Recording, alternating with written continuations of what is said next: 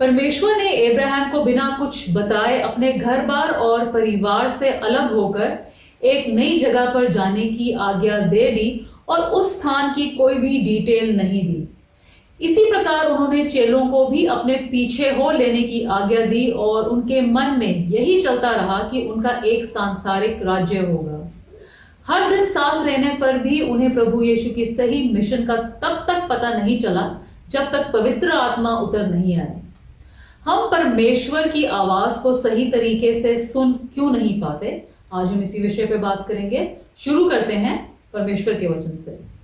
परमेश्वर का वचन हमने उत्पत्ति की पुस्तक उसका 12वां अध्याय उसकी पहली आयत से लिया है। यहोवा ने अब्राहम से कहा, अपने देश और अपने कुटुंबियों और अपने पिता के घर को छोड़कर उस देश में चला जा जो मैं तुझे दिखाऊंगा, और मैं तुझसे एक बड़ी जाति बनाऊंगा और तुझे आशीष दूंगा और तेरा नाम महान करूंगा और तू आशीष का मूल होगा। जो तुझे आशीर्वाद दे उन्हें मैं आशीष दूंगा और जो तुझे कोसे उसे मैं शाप दूंगा, और भूमंडल के सारे कुल तेरे द्वारा आशीष पाएंगे।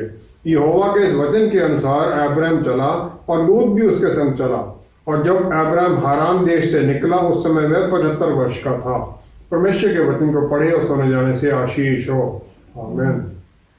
पतरस रसूल ने प्रभु यीशु से पूछ लिया कि सब कुछ त्याग कर उनके पीछे चलने का उन्हें क्या फल मिलेगा, लेकिन प्रभु यीशु की बातें सब कुछ क्लियर बताए जाने पर भी उन्हें समझ क्यों नहीं आया। परमेश्वर ने अपने काम के लिए जब भी किसी को बुलाया तो वचन में उसकी कुछ ना कुछ बैकग्राउंड दी गई है।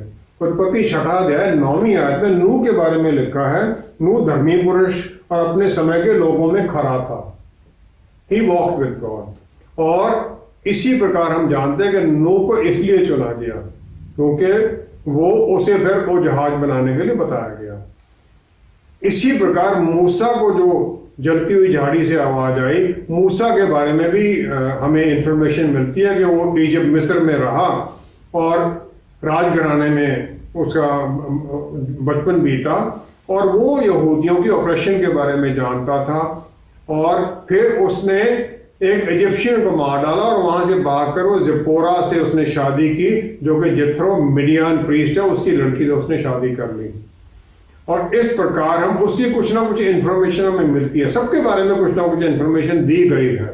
उत्पत्ति 12 अध्याय में जब अब्राहम को बुलाया गया तो उसको बुलाए जाने का क्या कारण है उसके बारे में कुछ नहीं लिखा गया है।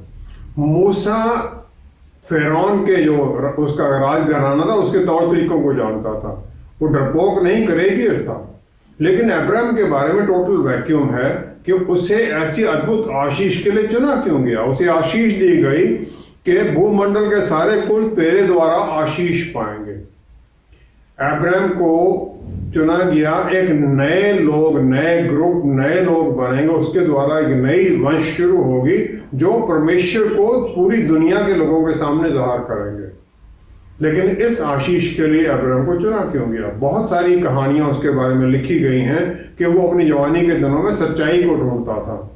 उसके मन में ये हर वक्त उत्सुकता थी कि जाने ये दुनिया शुरू कैसे हुई। सच्चाई के लिए उसके मन में लड़ाई थी और दूसरों के साथ वो सच्चाई के लिए भिड़ जाता था, और इसके कारण उसे काफी कुर्बानियां भी देनी पड़ी। और इसके बारे में लेकिन वचन में कहीं नहीं लिखा गया कि उसकी ये अद्भुत जो वर्चुअस थी कहाँ है, वो लिखा नहीं गया है। नहमनाइट्स हैं, रबी मोसेस बेन नहमान, रैमबैन उसका नाम भी था, जो 1250 के आसपास उन सालों में रहा, महान यहूदी स्कॉलर था। उसने कहा जो शब्द अब्राहम को बोले गए लेख लेखा, इब्रानी भाषा में लेख लेखा का मतलब है तू यहां से चल। परमेश्वर ने ये जो जाने के लिए अब्राहम को आज्ञा दी, ये वो हर आदमी को कॉल देते हैं, हर एक सबको ये कॉल है, आदमी औरत सबके लिए ये आवाज है। जो परमेश्वर की आवाज है उसे सिर्फ अब्राहम ने सुना। जो कॉल है ये है, लेखा का मतलब है गो टू योरसेल्फ। तुम अपने अंदर जाओ, अपने जमीन से, अपने लोगों से, अपने जन्म के स्थान से, अपने पिता के घर से, जो जगह मैं तुम्हें दिखाऊंगा वहां तुम जाओ। ये डिवाइन कॉल जो स्वर्ग की आवाज है सबके लिए। परमेश्वर हर एक इंसान से बात करते हैं, लेकिन क्योंकि कम्युनिकेशन कोई भी दो दो लोगों में होता है। अगर दूसरा कोई नहीं सुन रहा है तो एक आदमी की बात वेस्ट हो गई। वो तो अब्राहम के अंदर आत्मिक, इमोशनल और साइकोलॉजिकल उसके अंदर ये उसका मन था, उसका ट्यूनिंग हो रखी थी कि वो परमेश्वर की आवाज को सुन सके और फिर उसको आज्ञाकारिता में चले। बहुत बार चर्च में एक मैसेज प्रीच किया जाता है, लेकिन ऑडियंस में कुछ लोगों को बड़ी टच कर देता है, बाकी लोगों को सुनते हैं बस ठीक, और कोई उन पर कोई असर नहीं पड़ता है। परमेश्वर भी हम सब से बात करते हैं। लेख लेखा का जो मैसेज है हमारे लिए वो ये है कि अपनी जो इनसिक्योरिटीज हैं, जो डर हैं, जो पुराने जो तुम्हें ट्रॉमाज हैं, जो तुम्हारे मन पर प्रभाव डाले हुए हैं, डर हैं, जो दूसरी आवाजें तुम्हें पीछे रोक रही हैं, अपने आप को उनसे दूर कर और फिर परमेश्वर के उस बहुतायत के जीवन की तरफ बढ़, ताकि तुम वो बन सको जो तुम नहीं हो, उससे कहीं ज्यादा बन सको। प्रभु यीशु ने 12 चेलों को चुना और सबके लिए आवाज तो वही थी, लेख लिखा कि चल निकल यहां से, कि तुम अपना जो सुपरफिशियल, जो तुम्हारा एक बाहरी जीवन है, उससे बाहर निकलो, जो तुम्हारा कोर है, तुम्हारे अंदर क्या है कॉन्शियस, उसकी तरफ बढ़ो। मत्ती 19 में 16 से 29 आयत में एक अमीर आदमी आता है प्रभु यीशु के पास, जो उनसे पूछता है कि अनंत काल का जीवन पाने के लिए मैं क्या करूं। अपने एफर्ट से पाना चाहता है, लेकिन उसके पास धन दौलत बहुत था, जो कि उसके लिए परमेश्वर बन चुका था, उसी के ऊपर उसका फोकस था और वो उसको छोड़ना नहीं चाहता था। प्रभु यीशु ने जब उसे कहा सब कुछ बेच के मेरे पीछे होले, तो वो घबरा गया और वो चला गया वापस। पतरस रसूल ने इसके बाद में प्रभु यीशु से कह दिया कि हमने सब कुछ छोड़ दिया है और आपके पीछे हो लिए हैं, अब हमारे लिए क्या फल होगा। यहूदी लोगों की तरह जो चेले थे वो भी ये समझ रहे थे कि मसीहा एक राजनीतिक राज्य स्थापित करेंगे, रोमियों को हरा देंगे और फिर वो राज्य बनेगा और फिर हम लोगों को वहां पर बड़ी अद्भुत आशीष वाले पोजीशन मिलेंगे, पद मिलेंगे। लेकिन जो कॉल है लेख लिखा, वो सिर्फ कुछ लोगों ने ही सुनी, जो प्रभु यीशु ने कॉल दी थी, फिजिकली उनके पीछे हो रही है, उन्होंने पार्शली सुनी। पहले तो सुन ली, फॉलो भी कर लिया, पूरी तरह मन में नहीं गई। यहूदा इस्करियोती ने तो सुनी, लेकिन उसको पूरी तरह समझ ही नहीं आई, इसीलिए वो जो महायाजक थे और यहूदी लोगों के साथ होकर उसने प्रभु यीशु को अरेस्ट करा दिया। जो चेंज उनके अंदर आनी शुरू हुई, जो 11 चेले थे और बाकी जो विश्वासी थे, वो तब आनी शुरू हुई जब पेंटकोस्त के दिन पवित्र आत्मा परमेश्वर उनमें आ गए और फिर उनके अंदर से वो बदलाव पवित्र आत्मा परमेश्वर द्वारा होना शुरू हो गया। हम सब के लिए कॉल तो वही है, लेकिन आशीषें तब आने लगती हैं जब हम अपने आप की तरफ, अपनी तरफ मुड़ जाते हैं, बाहर से अपना ध्यान हटा लेते हैं, अपने अंदर झांकते हैं और फिर जो हमारे अंदर वो पुराने विश्वास थे, पुराने जो आइडियाज बैठे हुए थे, सारे सुनते रहे हम सारी उम्र कि हम अच्छे काम करेंगे तो आशीष पाएंगे। जब हम उससे मुड़ जाते हैं, परमेश्वर के अनुग्रह और दया की तरफ आ जाते हैं कि हमें आशीष मिलनी है, मुक्ति मिलनी है परमेश्वर के अनुग्रह के कारण, जब हम ये समझ लेते हैं तब हम समझते हैं कि कॉल का इसका मतलब क्या है और फिर उनका बल हमारे अंदर काम करने लग जाता है और हमें अंदर से बदलने लग जाता है। और जिस प्रकार फिर अब्राहम दूसरों के लिए आशीष का कारण बन गए, उसी प्रकार फिर हम भी दूसरों के लिए आशीष का कारण बनने लग जाते हैं। प्रभु यीशु ने परमेश्वर होते हुए हम इंसानों को कह दिया कि जो काम मैं करता हूं वो तुम भी करो। भला हम परमेश्वर के काम कैसे कर सकते हैं? उत्पत्ति पहला अध्याय उसकी 26-27 आयत के अनुसार परमेश्वर ने अपने अक्स और रूप में इंसान को बनाया। उत्पत्ति फिर दूसरा अध्याय 7वीं आयत में उसकी डिटेल दी गई है। वहां लिखा है परमेश्वर ने आदम को भूमि की मिट्टी से रचा और उसके नथनों में जीवन का श्वास फूंक दिया और आदमी जीवित प्राणी बन गया, लिविंग बीइंग बन गया। यहूदी लोग जो हैं वो ये इसको इंटरप्रेट करते हैं, लिविंग बीइंग तो है, वो स्पीकिंग बीइंग बन गया, बोलने वाला बन गया, ताकि वो परमेश्वर के साथ बात कर सके, उनकी आराधना कर सके, उनकी बात सुने और फिर आज्ञाकारिता में चले। जो अक्स है वो एक शीशे में हम देखते हैं तो जिस प्रकार हम सामने खड़े हैं उसी प्रकार अक्स काम करता है। हम हाथ हिलाएंगे तो अक्स भी हाथ हिलाएगा। जब हमारे अंदर पाप के द्वारा वो पाप की प्रवृत्ति आ गई तो हम उस रियलिटी से दूर हो गए और फिर हम भूल गए कि हम हैं कौन और किस लिए बनाए गए हैं। प्रभु यीशु का इस दुनिया में आना हमारी सच्चाई हमें दिखाने के लिए है कि तुम्हें किस लिए बनाया गया है। और फिर पवित्र आत्मा परमेश्वर हमारे अंदर आ गए हमें बताने के लिए, याद कराने के लिए प्रभु यीशु के वचनों को और उनकी तरह बनने में हमें सहायता करने के लिए, ताकि हम बदलते जाएं उनकी तरह। जो कॉल है लेख लिखा वो अपने अंदर झांकने के लिए है, हर एक विश्वासी के लिए है कि जो संसारिक जीवन था उसका उससे अलग हट और आत्मिक जीवन की तरफ जीना शुरू कर, ताकि फिर वो जीने के लिए तुम हमारी नजर प्रभु यीशु पर बनी रहे और क्योंकि वही सच्चाई है उस सच्चाई में हम चलते रहे। मत्ती 5:13-14 आयत में प्रभु यीशु ने कहा तुम इस धरती का, पृथ्वी का नमक हो, और फिर उन्होंने कहा तुम जगत की ज्योति हो। तो हमारा रोल क्या है? वो ये है कि संसार की जो वैल्यू हैं, जो उनके जीवन की शैली है जो गिरावट में जाती जा रही है, हम उसे संभालें, उसको प्रिजर्व करने में सहायता करें। और जो अंधेरा चारों तरफ पाप का छा रहा है हम उसमें ज्योति की तरह चमके ताकि लोगों को रोशनी की तरफ लेके आए। जो चुने हुए 12 लोग थे उनमें से भी सबने उस परमेश्वर की आवाज को, लिख लिखा कॉल को एक तरह से नहीं सुना।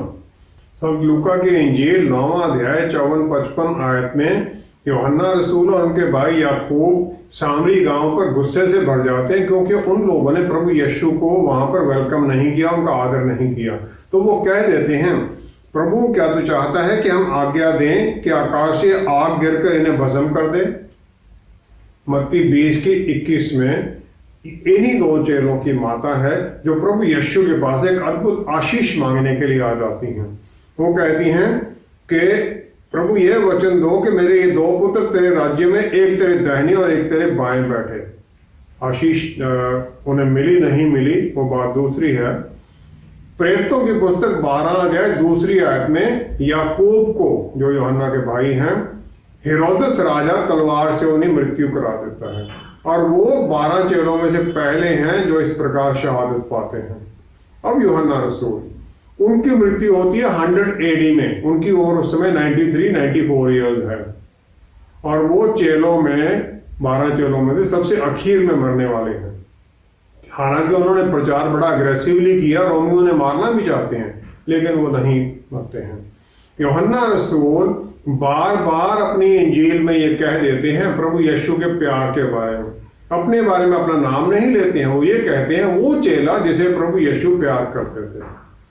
और फिर प्रभु यीशु के इस प्यार से भरे हुए वो अकेले ही हैं जो कि सलीब के ऊपर वहां प्रभु यीशु के सामने खड़े हैं और उन्हें फिर प्रभु यीशु अपनी माता मरियम की जिम्मेवारी दे देते हैं कि तुम इसका ध्यान रखो, अब ये तुम्हारी माता है। यूहन्ना 21:7 आयत में चेले चले जाती हैं मछली पकड़ने के लिए, प्रभु यीशु जी उठे हैं उस समय, उसके बाद की बात है।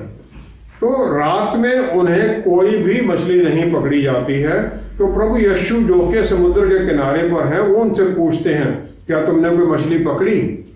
जब वो कहते हैं नहीं तो उन्हें कहते हैं किश्ती के दाहिनी तरफ डालो जाल को। यूहन्ना रसूल ही जो उन्हें पहचान लेते हैं और वो उन्हें कह देते हैं सबको कि ये तो प्रभु है। और पतरस रसूल सबसे पहले पहुंचने के लिए, क्योंकि उन्होंने ऊपर की कमीज उतार रखी थी, अपनी कमीज पहनती हैं और पानी में छलांग लगाकर भागते हैं प्रभु यीशु की तरफ। लिखने का जो कॉल थी अपने पुराने जीवन की शैली से बाहर निकलना और विश्वास में चलना, वो सिर्फ और सिर्फ यूहन्ना रसूल ने पूरी तरह सुनी, उसे एक्सपीरियंस किया, फिर उन्होंने अपने मास्टर प्रभु यीशु का प्यार को भी उन्होंने एक्सपीरियंस किया।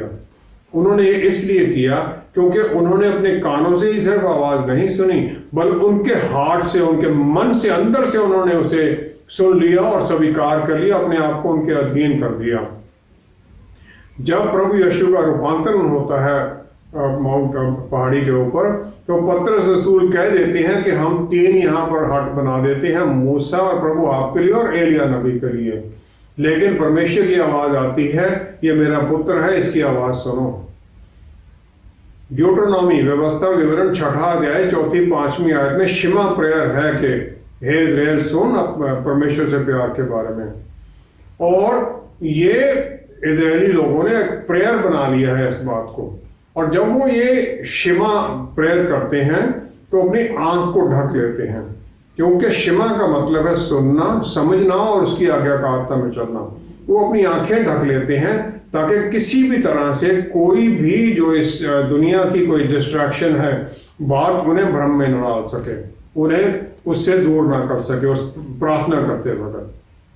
जब हम परमेश्वर के वचन को सुनते हैं तो हमें भी अपनी जो दुनियावी आंखें हैं, अपना दुनियावी मन और माइंड और हार्ट को पूरी तरह बंद करना है, फोकस करना है प्रभु यीशु के ऊपर, वचन के ऊपर, ताकि जो हम पढ़ रहे हैं उसे समझें और फिर से हम अपना भी लें। लूका 10 की पहली आयत में प्रभु यीशु ने 70 चेलों को भेजा था। 70 चेले चले गए, उन्हें आज्ञा दी गई कि जाओ और तुम बीमारों को चंगा करो और उनसे कहो परमेश्वर का राज्य तुम्हारे निकट आ पहुंचा है। 17वीं आयत में जब वो वापस आते हैं तो वो कहते हैं प्रभु तेरे नाम से दुष्ट आत्मा भी हमारे वश में है। प्रभु यीशु आत्मा से भरकर 21वीं आयत में पवित्र आत्मा से होकर आनंद से भर गए और कहा, हे पिता स्वर्ग और पृथ्वी के प्रभु, मैं तेरा धन्यवाद करता हूं कि तूने इन बातों को ज्ञानियों और समझदारों से छिपा रखा और बालकों पर प्रकट किया है। और फिर प्रभु यीशु उनको कह देते हैं कि इस बात में खुश मत हो कि तुम्हारा दुष्ट आत्मा तुम्हारे अधीन है, पर इस बात पर आनंद मनाओ कि तुम्हारे नाम स्वर्ग पर लिखे गए हैं। आशीष मिल चुकी है। और फिर एक बच्चे की तरह हमें मानना है। वो कहते हैं बच्चों को ज़ाहिर किया आपने परमेश्वर, ये बातें ज्ञानियों को नहीं बताई। हमें भी उसी प्रकार जानना है, समझना है, क्योंकि बच्चा एक बड़े आराम से बात को विश्वास कर लेता है। हम ढूंढने लग जाते हैं हाउ एंड वाई के वचन में ये है तो कैसे हुआ और क्यों हुआ, कैसे होगा ये। हम वचन पर क्लेम तो करते हैं लेकिन फिर सोचने लग जाते हैं परमेश्वर किस प्रकार इसे पूरा करेंगे। हम कहने लग जाते हैं परमेश्वर इस प्रकार इसे पूरा कर दो। प्रार्थना में भी हम अपना रास्ता दिखाने लग जाते हैं। मत्ती 17 की 27 आयत में पतरस रसूल को आज्ञा दी गई कि जाओ झील में एक बंसी डालो, हुक डाल दो, और जो पहली मछली तुम पकड़ोगे उसका मुंह खोलना, उसमें जो सिक्का मिलेगा वो लेकर तुम टेम्पल टैक्स जो है, जो परमेश्वर के भवन का टैक्स था, वो हम दोनों का दे देना। पतरस रसूल प्रोफेशनल मछुआरे हैं जो कि जाल डालकर मछलियां पकड़ते हैं। उन्हें पहले ये एम्बैरेसमेंट भी हुई होगी कि कोई देखेगा कि ये हुक डालकर मछली पकड़ रहा है, लेकिन जिस प्रकार प्रभु ने बोला था उसी प्रकार उन्होंने किया। हुक डाली और जो पहली मछली पकड़ी उसका मुंह खोला, उसमें से उन्होंने जो सिक्का मिला और जो यहूदी परमेश्वर के भवन के टैक्स लेने वाले थे उन्हें दे दिया। उन्होंने ये डाउट नहीं किया, ना उसने ये कोशिश जानने की कि उस मछली के मुंह में सिक्का कैसे आएगा, वो कैसे उसको डाला गया, कैसे वो मछली हुक को पकड़ेगी। जो आज्ञा मिलती है वो हर एक इंसान के मन को छूने के लिए है, लेकिन हमारे अंदर इतना अंधेरा भरा हुआ होता है कि हम उसको सुनते हैं और उसे इग्नोर कर देते हैं और अपने कामों में लगे रहते हैं। अब्राहम और बहुत और दूसरे लोगों ने, और फिर ये 11 चेलों ने, फिर पौलुस रसूल ने इस आवाज को सुना और फिर उस आवाज की आज्ञाकारिता में चल पड़े वो और दुनिया को बदल दिया, क्योंकि उन्होंने अपने अंदर उस मैसेज को बिठा दिया। मुझे भी ये लेखा कॉल मिली थी, लेकिन सालों साल मैं उससे दूर भागता रहा। और मेरी यही प्रार्थना है कि आप जो इस कॉल को सुन रहे हैं, आप इसे पूरी तरह सुनें और परमेश्वर के वचन में आ जाएं और उनके पीछे हो लें, सही तरीके से उन्हें अपने मन में बसा लें, क्योंकि इसी प्रकार हम उनकी आवाज को सुनते हैं और उसी प्रकार फिर आगे भी सुनते रहते हैं। हर विश्वासी के मन में ये इच्छा होती है कि उसे भी परमेश्वर की आवाज सुनाई दे, लेकिन बहुत बार गलत होने के बाद कोशिश करना बंद कर देते हैं। हम किस प्रकार परमेश्वर की आवाज सुन और पहचान सकते हैं? वचन में हम देखते हैं परमेश्वर मूसा, शमूएल जो बच्चा है और एलिया नबी से आवाज के द्वारा बात करते हैं। जकरिया और मरियम से एक स्वर्गदूत के द्वारा बात करते हैं। यूसुफ से एक सपने के द्वारा बात करते हैं। और राजा बेलशस्सर या दानियल उसके साथ दीवार पर लिखकर बात करते हैं। और फिर हमारे मन में भी ये इच्छा आती है कि हम भी परमेश्वर के वचन को सुने और उन्हें जाने, उनकी इच्छा को जाने। लेकिन इस दुनिया की जो आवाजें हैं वो हमें भ्रम में डाल देती, हम नहीं सुन सकते। अय्यूब की पुस्तक 33 अध्याय उसकी 14 आयत में यहाँ लिखा है, परमेश्वर तो क्या वरन 2 बार बोलता है, परंतु लोग उस पर चित्त नहीं लगाते। सोपन में या रात को दिए हुए दर्शन में, जब मनुष्य घोर निंद्रा में पड़े रहते हैं या बिछाने पर सोते समय, तब वह मनुष्यों के कान खोलता है और उनकी शिक्षा पर मोहर लगाता है, जिससे वह मनुष्य को उसके संकल्प से रोके और गर्व को मनुष्य में से दूर करे। वह उसके प्राण को गड्ढे से बचाता है और उसके जीवन को तलवार की मार से बचाता है। परमेश्वर हमसे इसलिए बात करते हैं ताकि हम पाप से निकलें। किसी की भी बात सुनने के लिए यह जरूरी, उसके 3 कंपोनेंट हैं। पहला सुनना है, उसे समझना है और फिर उसे अपने अंडरस्टैंड करके उसे इंप्लीमेंट भी करना है, उसमें आज्ञाकारिता में भी आना, एक्ट करना उसके ऊपर।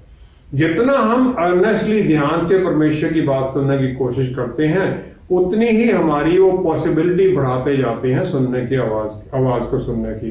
यिर्मयाह नबी की पुस्तक 29 अध्याय 13वीं आयत में परमेश्वर ने कहा, तुम मुझे ढूंढोगे और पाओगे भी, क्योंकि तुम अपने संपूर्ण मन से मेरे पास आओगे।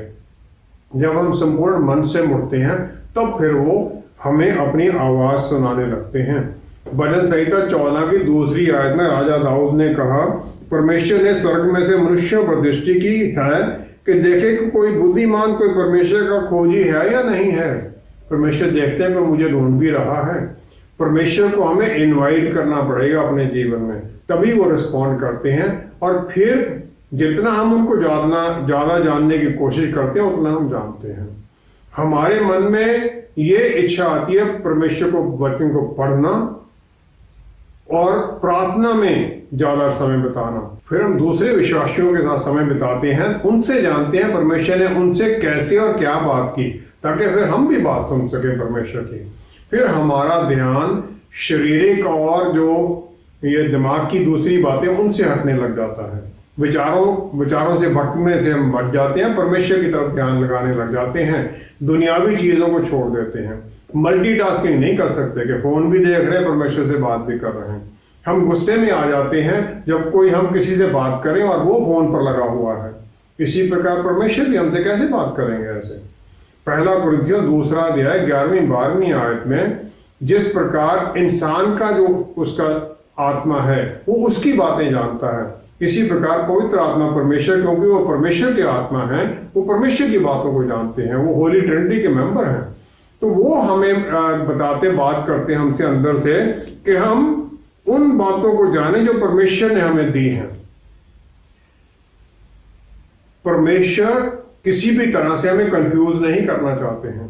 पवित्र आत्मा हमारे अंदर से हमारे सवालों के जवाब देने लग जाते हैं और फिर जो वचन के द्वारा या अंदर से प्रॉम्प्टिंग हमारे अंदर से आवाज आती है, सही क्या है।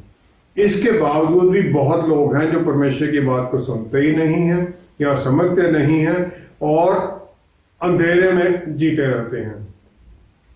क्या है जो हमें परमेश्वर की आवाज सुनने से रोकता है? पहला है फॉल्स एक्सपेक्टेशन। बहुत लोग तो ये सोचते हैं जो परमेश्वर जो मैं कह रहा हूं वही उत्तर देंगे वो, और फिर वो सुनने की कोशिश करते हैं। परमेश्वर जो सही है वो उत्तर देंगे। हमारे डिसएग्रीमेंट में भी हो सकता है, हमारे प्रेयर के खिलाफ भी हो सकता है, और हमें उसे मानकर उनकी आज्ञाकारिता में चलकर चलना है ताकि फिर हम उनको सुनते रहें। दूसरा है डिस्ट्रैक्शंस। दुनिया में चारों तरफ लोग इंस्टेंट उत्तर मांगते हैं और अटेंशन स्पैन भी शॉर्ट है, लेकिन परमेश्वर को ढूंढना समय लगता है और हम उसमें भटक जाते हैं। रोमियो 8 की 5वीं आयत में पौलुस रसूल ने ये कह दिया कि हम दुनियावी चीजों पर मन लगाते हैं, जो आत्मिक चीजों पर मन नहीं लगाते। जब तक हम ये नहीं करेंगे नहीं सुनेंगे। तीसरा है ट्राइंग टू हार्ड, जोर लगा भी नहीं सुनना ही सुनना है, क्योंकि हम सुपर क्रिश्चियन है इसलिए बात नहीं करते परमेश्वर। यूहन्ना 10:27 में परमेश्वर ने कहा है हम उनकी भेड़े हैं इसलिए हम उनकी आवाज को पहचानते हैं, वो हमसे बात करते हैं। जब हम डेस्परेट हो जाते हैं परमेश्वर की आवाज सुनने के लिए, तो कोई और आत्माएं, दुष्ट आत्माएं हमसे कम्युनिकेशन कर सकती हैं और हमें भ्रम में डाल सकती हैं। चौथा है डिसोबीडियंस। पुराने नियम में इजरायलियों को बार बार ये आज्ञा दी गई परमेश्वर की बात को सुनो और आज्ञाकारिता में चलो, लेकिन अगर हम डिसोबीडियंस में हैं तब भी हम परमेश्वर की आवाज को नहीं सुनेंगे। पांचवा है अविश्वास। बहुत लोग तो ये मानते हैं कि परमेश्वर हम बात करते ही नहीं हैं, और ये सोचते हैं कि परमेश्वर क्यों बात करेंगे, और ये भी नहीं कि मेरे से क्यों बात करेंगे।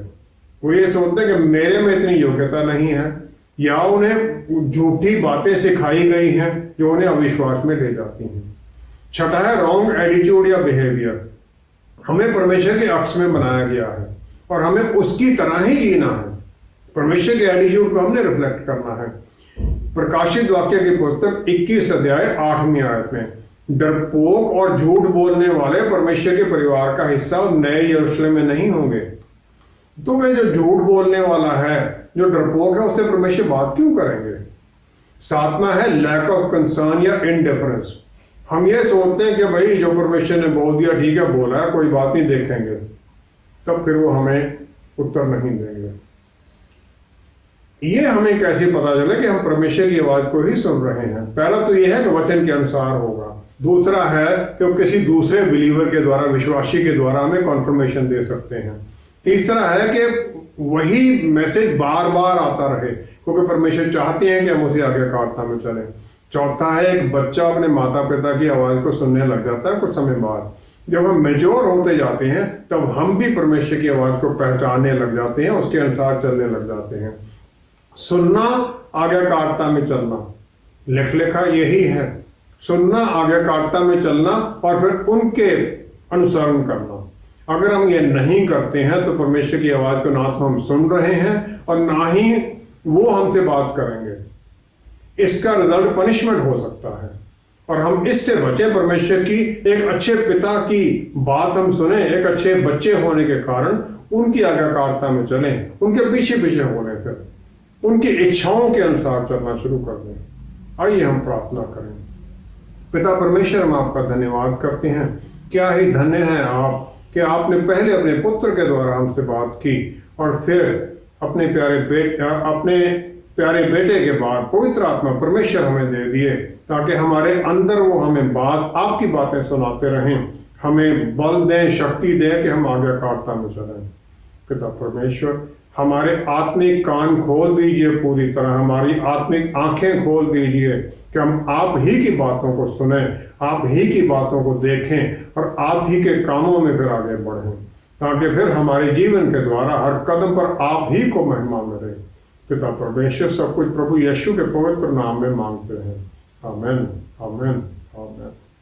परमेश्वर एक प्यार करने वाले पिता हैं जिन्होंने अपना सबसे बहुमूल्य गिफ्ट अपने पुत्र को ही हमारे लिए कुर्बान कर दिया।